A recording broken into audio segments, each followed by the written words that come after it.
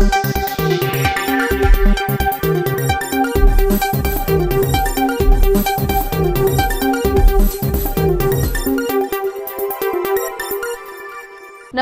ಈ ನ್ಯೂಸ್ ಟಿವಿಯ ಸ್ಪೀಡ್ ನ್ಯೂಸ್ಗೆ ಸ್ವಾಗತ. ದೇಶ ಮತ್ತು ರಾಜ್ಯದ ಸಮಗ್ರ ಸುದ್ದಿಗಳು ಹಾಗೂ ಸ್ಥಳೀಯ ವಿದ್ಯಮಾನಗಳ ಪಟಪಟ್ ಸುದ್ದಿಗಳು.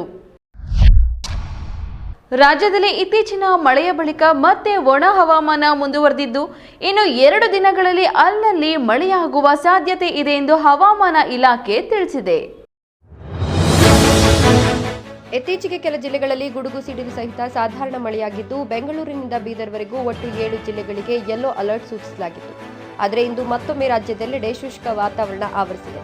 ಇನ್ನೆರಡು ದಿನ ಇದೇ ವಾತಾವರಣದೊಂದಿಗೆ ಅಲ್ಲಲ್ಲಿ ಮಳೆಯಾಗಬಹುದೆಂಬ ನಿರೀಕ್ಷೆ ಇದೆ ಅಂತ ಹವಾಮಾನ ಇಲಾಖೆ ತಿಳಿಸಿದೆ. ಇರಾನ್ ಇಸ್ರೇಲ್ ಯುದ್ಧದ ಪರಿಣಾಮ ಬೆಂಗಳೂರಿಗೂ ತಟ್ಟಿದ್ದು, ಕಚ್ಚಾ ತೈಲ ಬೆಲೆ ಏರಿಕೆಯಿಂದ ಸಣ್ಣ ಮತ್ತು ಮಧ್ಯಮ ಕೈಗಾರಿಕೆಗಳಿಗೆ ಹೊರೆ ಹೆಚ್ಚಾಗಿದೆ. ಸಾವಿರಾರು ಕಿಲೋಮೀಟರ್ ದೂರದಲ್ಲಿ ನಡೆಯುತ್ತಿರುವ ಇರಾನ್ ಇಸ್ರೇಲ್ ಯುದ್ಧದ ಪರಿಣಾಮ ಇದೀಗ ಕರ್ನಾಟಕ ರಾಜಧಾನಿ ಬೆಂಗಳೂರಿಗೂ ತಟ್ಟಿದೆ. ಮಧ್ಯಪ್ರಾಚ್ಯ ಬಿಕ್ಕಟ್ಟಿನಿಂದ ಕಚ್ಚಾ ತೈಲ ಬೆಲೆ ಏರಿಕೆಯಷ್ಟೇ ಅಲ್ಲ, ನಗರದ ಸಣ್ಣ ಮತ್ತು ಮಧ್ಯಮ ಕೈಗಾರಿಕೆಗಳ ಮೇಲೂ ನೇರ ಪರಿಣಾಮ ಬೀರುತ್ತಿದೆ. ಇದು ದೇಶದ ರಕ್ಷಣಾ ಕ್ಷೇತ್ರ ಮತ್ತು ರೈಲ್ವೆ ಇಲಾಖೆಯ ಮೇಲೂ ಪರಿಣಾಮ ಬೀರುತ್ತಿದೆ. ನಗರದಲ್ಲಿ ಬೀದಿ ನಾಯಿಗಳ ಹಾವಳಿ ಹೆಚ್ಚಾಗಿ ಜನರಲ್ಲಿ ಆತಂಕದ ವಾತಾವರಣ ನಿರ್ಮಾಣವಾಗಿದೆ.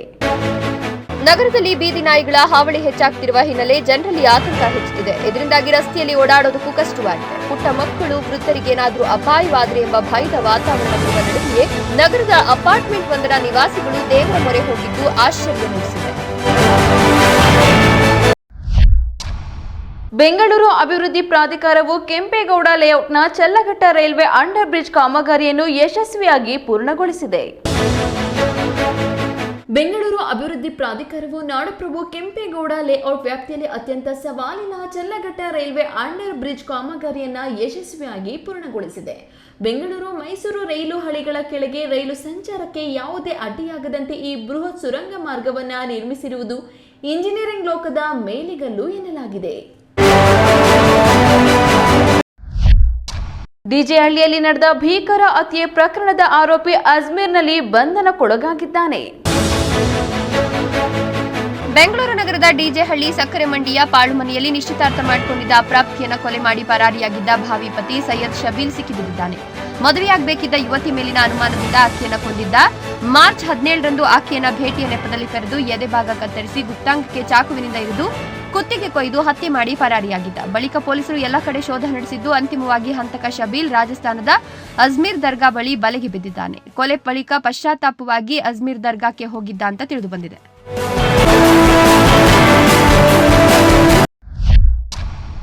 ಬಿಟಿಎಂ ರಸ್ತೆಯಲ್ಲಿ ಯುವಕರು ಟ್ರಾಫಿಕ್ ನಿಯಮ ಉಲ್ಲಂಘಿಸಿ ಅತಿರೇಕದ ವರ್ತನೆ ತೋರಿದ ವಿಡಿಯೋ ಸಾಮಾಜಿಕ ಜಾಲತಾಣಗಳಲ್ಲಿ ಭಾರೀ ಆಕ್ರೋಶಕ್ಕೆ ಕಾರಣವಾಗಿದೆ. ಸಿಲಿಕಾನ್ ಸಿಟಿಯ ಬಿಟಿಎಂ ರಸ್ತೆಯಲ್ಲಿ ಸಂಚಾರಿ ನಿಯಮಗಳನ್ನು ಗಾಳಿಗೆ ತೂರಿದ ಯುವಕರ ಗುಂಪೊಂದು ಅತಿರೇಕದ ವರ್ತನೆ ತೋರಿದ್ದಾರೆ. ಸ್ಕೂಟರ್ನಲ್ಲಿ 3 ಯುವಕರು ಹೆಲ್ಮೆಟ್ ಇಲ್ಲದೆ ಟ್ರಿಪಲ್ ರೈಡಿಂಗ್ ಮಾಡುತ್ತಿರುವುದಲ್ಲದೆ ಚಲಿಸುವ ವಾಹನದಲ್ಲೇ ಬಿಯರ್ ಕುಡಿತ ಸಾರ್ವಜನಿಕರಿಗೆ ಕಿರಿಕಿರಿ ಉಂಟು ಮಾಡಿರುವ ವಿಡಿಯೋ ಈಗ ಸಾಮಾಜಿಕ ಜಾಲತಾಣಗಳಲ್ಲಿ ಭಾರೀ ಆಕ್ರೋಶಕ್ಕೆ ಕಾರಣವಾಗಿದೆ.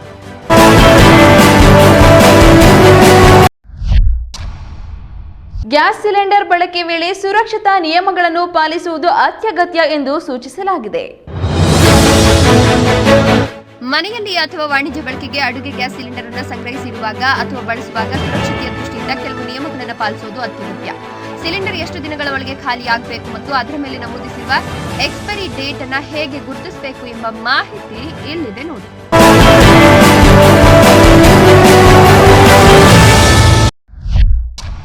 ಬೆಂಗಳೂರು ಮೈಸೂರು ಎಕ್ಸ್ಪ್ರೆಸ್ ವೇಯಲ್ಲಿ ಸಂಭವಿಸಿದ ಅಪಘಾತದಲ್ಲಿ 4 ಸಾವನ್ನಪ್ಪಿದ್ದಾರೆ.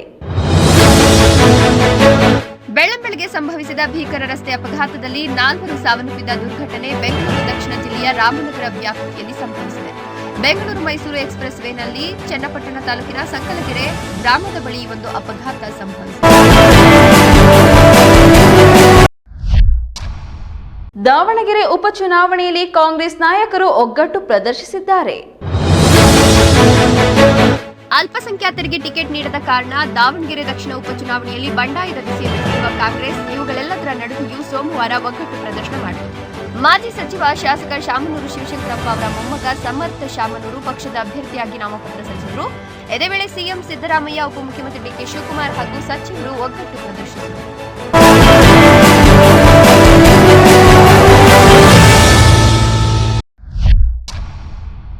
ಸರ್ಕಾರಿ ಉದ್ಯೋಗ ಕೊಡಿಸುವುದಾಗಿ ಹೇಳಿ ಕೋಟ್ಯಾಂತರ ರೂಪಾಯಿ ವಂಚಿಸಿದ ದಂಪತಿಯನ್ನು ಸಿಸಿಬಿ ಪೊಲೀಸರು ಬಂಧಿಸಿದ್ದಾರೆ.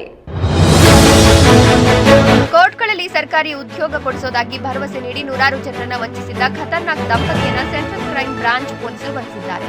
ಬೆಂಗಳೂರಿನ ಜೇಸನ್ ಡಿಸೋಜಾ ಮತ್ತು ಲವಿನಾ ದಂಪತಿ ಸುಮಾರು 25 ಕೋಟಿ ರೂಪಾಯಿಗೂ ಹೆಚ್ಚು ಹಣ ವಂಚನೆ ಮಾಡಿದ್ದು, ಸದ್ಯ ಸಿಸಿಬಿ ಪೊಲೀಸರು ಅವರನ್ನ ವಿಚಾರಣೆಗೊಳಪಡಿಸಿದ್ದಾರೆ.